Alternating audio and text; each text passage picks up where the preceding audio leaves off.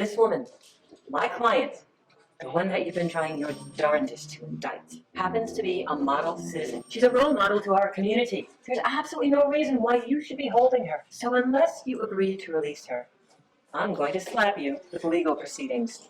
I say go for it. We will. Any judge will see that our actions are consistent with a typical department investigation. I don't think you have a clue as to how destructive your actions can be. Oh, you expect us to believe that? Police cars parked in front, helicopters flying overhead, sonar equipment across the street. This is simply giving way too much attention. My client is even getting calls from the news. Well, counsel, you have your job to do, and we have ours. And as long as there's an investigation in process, we have no intention of walking away. So that's your final word? It is. Oh, and very nice performance.